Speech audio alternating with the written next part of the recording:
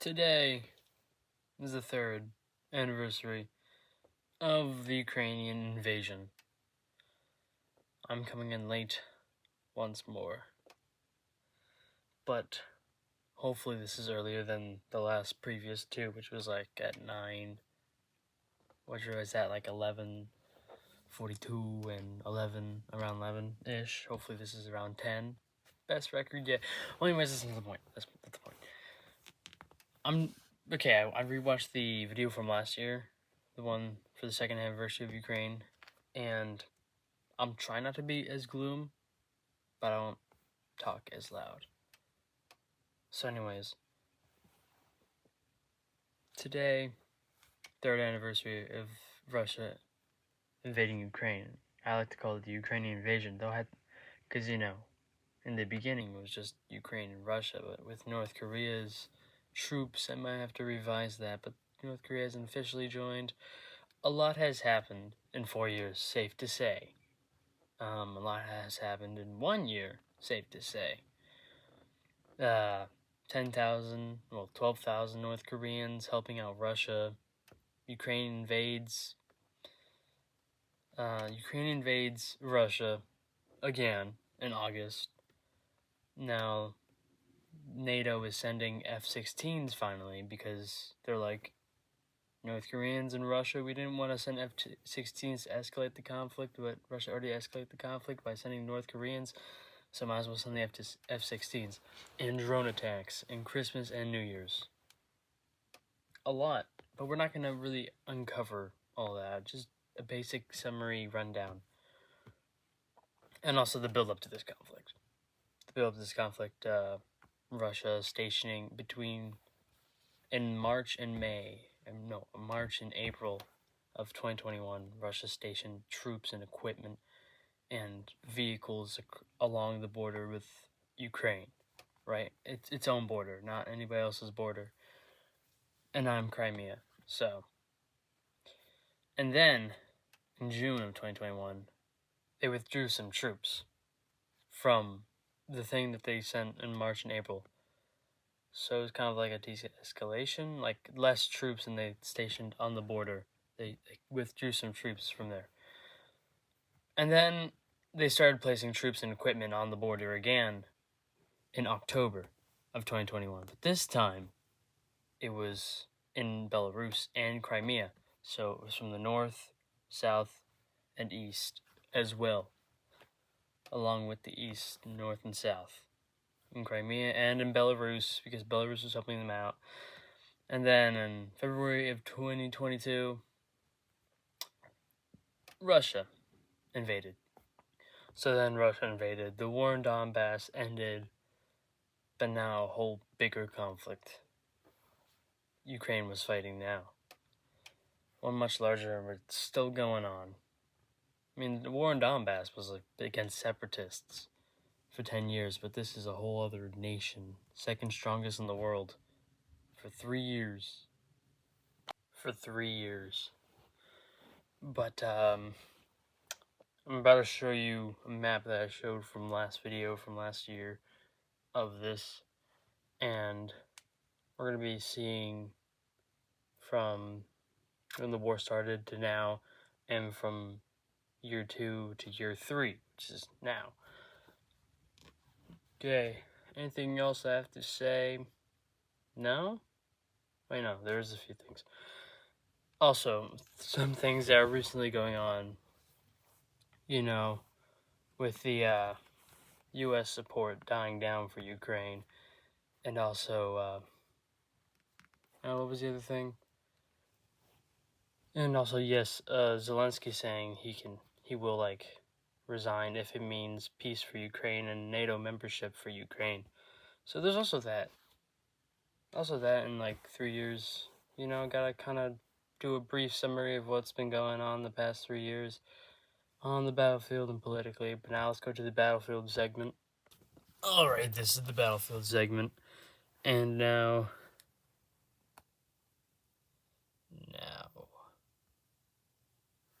Oh yeah, I could just sit back here.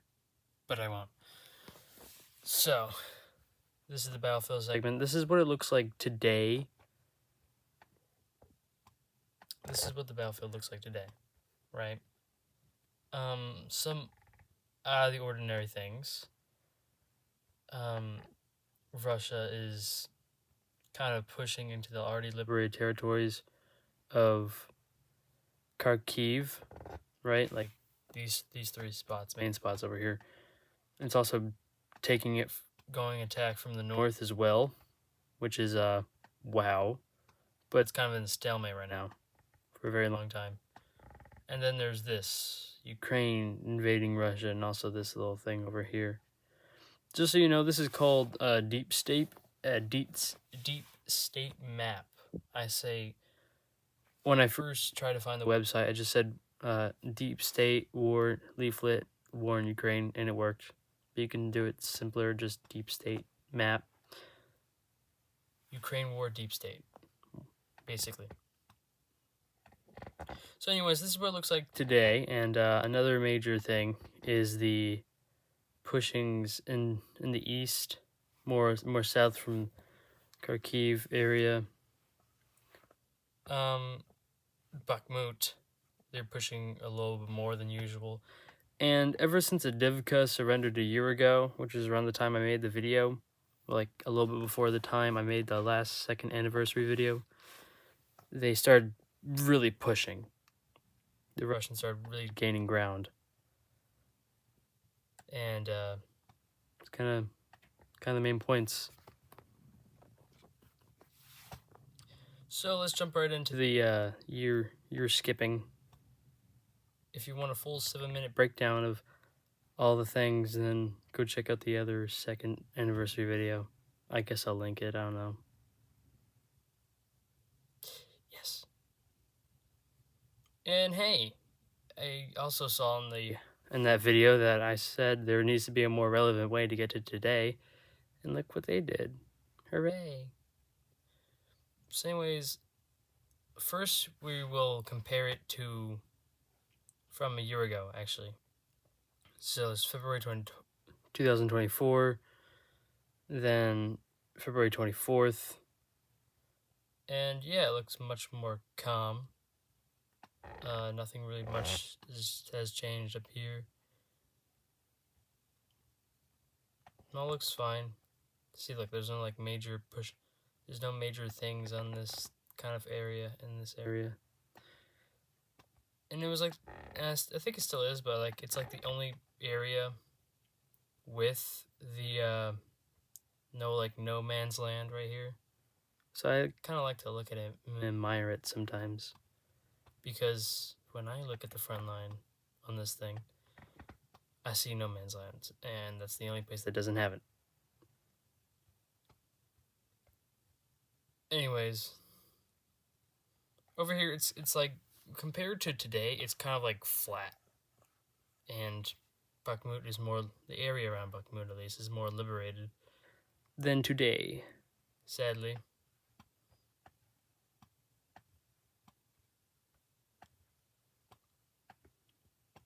And so is the south as well. The south is more liberated. This is more like flattened out. There's not much. And where's Avdiivka? Actually, I'm kind of curious where Avdiivka might be. It should be right here, right?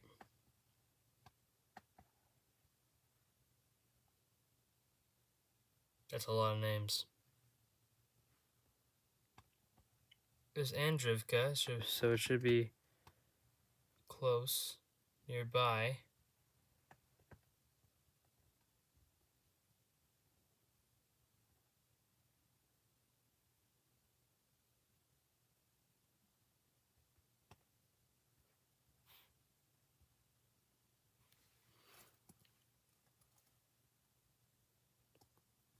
Wait, this is not.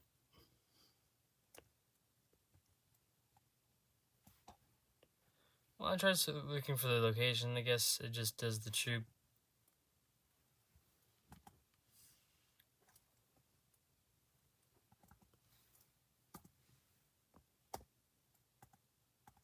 Not anymore? Oh, this is weird.